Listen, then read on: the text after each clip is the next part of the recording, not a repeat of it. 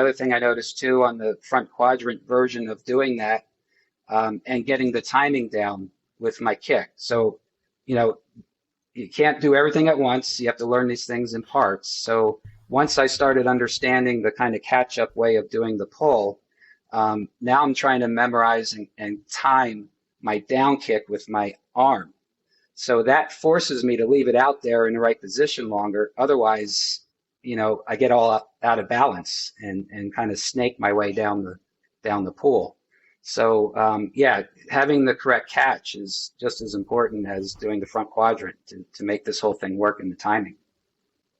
And that kick timing, there's sort of two ways to think about it. The one that you mentioned, which is you want to try and time your right arm catch at the same time as you kick down on that right side.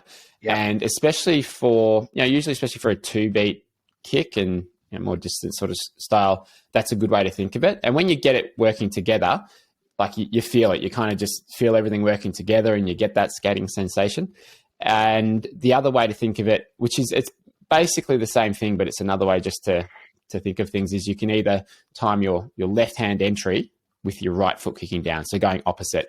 It's basically the same thing, but a different way to think of it. And I find some people prefer it the first way. Some people prefer it the second way. It really just depends. And it's a very hard to think about anything else apart from your kick timing when you're doing it, because it's just, I don't know, it's a bit of an awkward one to kind of be thinking about much when you swim. Yeah, it's like dancing, which I'm not good at either. Yeah, me either. Don't worry about it. Trust me on that one. Yeah, so it is a bit of a tricky one.